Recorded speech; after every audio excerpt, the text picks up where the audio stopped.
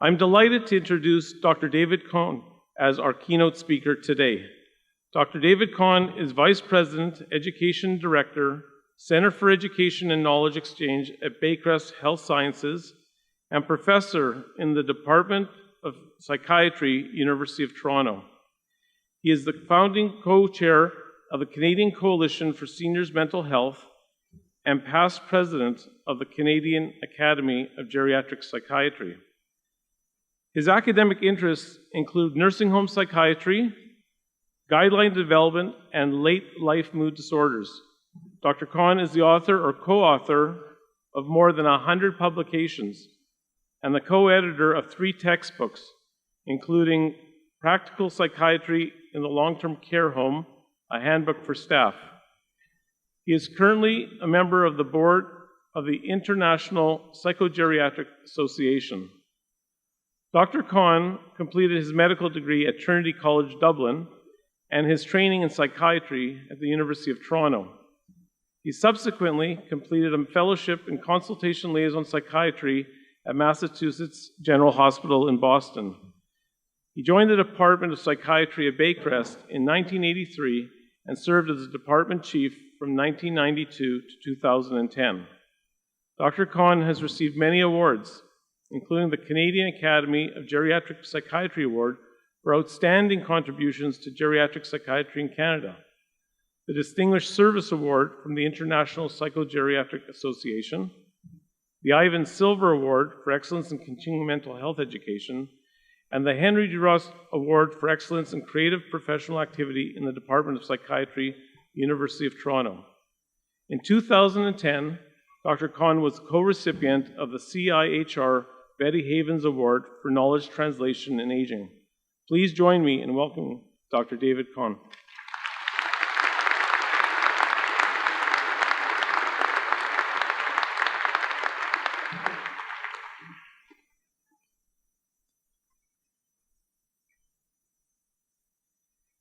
Thank you very much. Madam Chancellor, Madam President, members of the Platform Party, graduates, George Brown faculty and staff, ladies and gentlemen, good afternoon.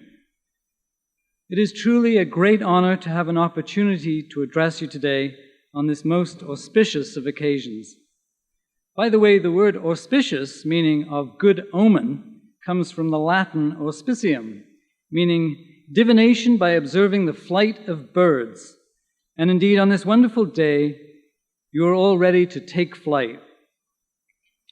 Congratulations to all of you, recognizing the support of family, friends, and of course faculty on reaching this milestone.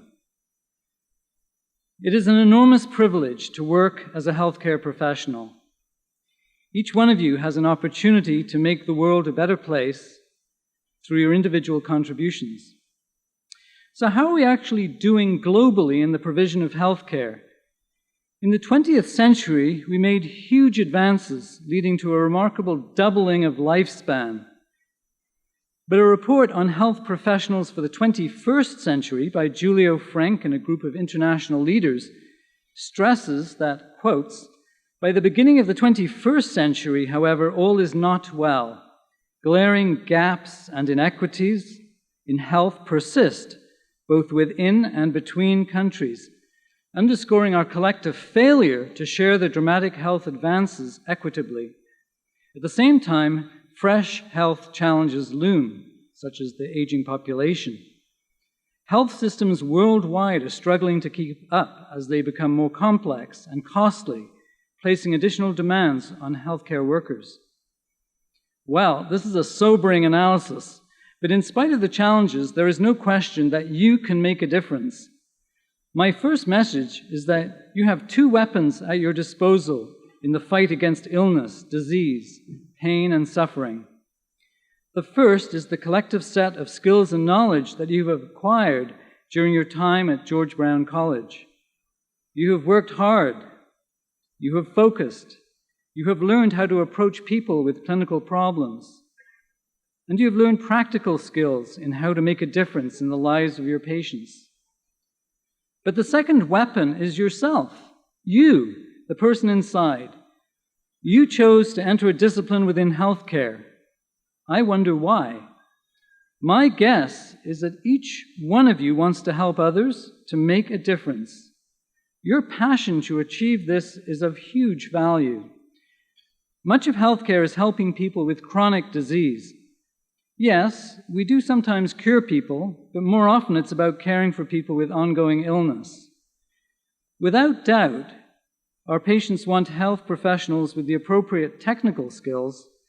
This is critical. But they also want us to be caring, compassionate, and supportive. They want us to care about them as a person with a life history, with a cultural background, with a family nearby or perhaps far away, living within a community. They are often frightened, anxious, depressed. We can make a difference by using our innate capacity for care and compassion, and by demonstrating this clearly. Don't be afraid to utilize this part of yourselves. Health professionals do need to find the right balance between excessive emotion and a lack of showing emotion, between self-disclosure and privacy. Find the right balance for yourself and use it to the benefit of your patients. My second message is that you will have opportunities that you can't even imagine today.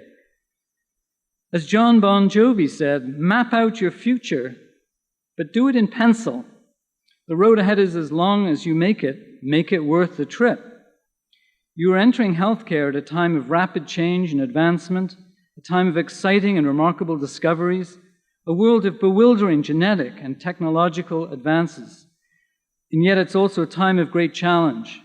In most parts of the world, and certainly here in Canada, we face austerity and frozen budgets. So we need creative solutions, new and bold ideas. If you stay alert, make connections, and be open, new opportunities will emerge, things you could not have predicted. Don't be afraid to seize these opportunities. Don't be afraid to express new ideas or dreams about improvements or innovations. I know that the landscape of healthcare 20 years from now will be very different. You are the future. You will have opportunities to shape the future of healthcare. Be open to the idea that new doors will open for you, ones that you didn't even know existed. As a personal example, in 1999, the CEO at Baycrest approached me and said, "Would you like to get involved in telemedicine?" Now, this was before the days of FaceTime and Skype that we now take for granted. But I was intrigued and started to get involved in providing telepsychiatry consults to Northwest Ontario. And this evolved into one of the most rewarding aspects of my career, and I still spend every Thursday afternoon connecting via the Ontario Telemedicine Network to patients, family, and staff in the far north of our province. In the future, much more care and consultation will be provided from a distance, which will hopefully assist in correcting some of the glaring disparities in the availability of health care within Canada and indeed across the globe. My third message, which echoes comments from the Chancellor and the Dean, is to keep on learning. There is so much we don't know in our attempt to understand and treat people who are ill. Keep asking questions, be curious, try to follow the latest developments in your field, but also in healthcare as a whole. Today we're fortunate. The latest discoveries and findings are just a few clicks away. I'm truly impressed by the range of programs available through the 3 schools graduating today in dental health, health services management, and health and wellness. You will all play a vital role in improving the health of Canadians. For people of all ages, we need to put much more effort and funding into the areas of health promotion and disease prevention. So it's terrific to see graduates from programs such as fitness and health promotion and activation coordinators who work with seniors. By the way, as a geriatric psychiatrist, I believe that the rapid aging of our population is both a huge challenge as well as an opportunity. I hope that many of you will work with older adults. And I'll tell you a secret. Older patients actually appreciate the care provided more than any other age group. Finally, it's not just about being an expert in your field. The CanMed's training objectives, which have been adopted by many professional groups and in many countries, also include the need for each of us in healthcare to have competencies as a collaborator, working effectively in teams and with colleagues across the community, as a professional, as an advocate, and as a good communicator. We also need to have leadership skills. No matter what your role in the system, you can all be leaders, even if you don't have the formal title. I know that George Brown College is a leader in collaborative interprofessional education, learning about, from, and with students from other health programs. This is a vital skill and will help you to collaborate effectively with team members in the service of your patients and their families. Sai Baba, the Indian spiritual master, once said, quotes, "What matters is to live in the present. Live now, for every moment is now. It is your thoughts and acts of the moment that create your future. The outline of your future path already exists, for you created its pattern by your past." We are increasingly utilizing mindfulness in healthcare. It's the most valuable tool. So today, don't think too much about the future. Close your eyes for just a few moments. Really, close your eyes and take a deep breath. And another. Feel the positive energy of your colleagues around you. Be mindful. Enjoy and savor this moment.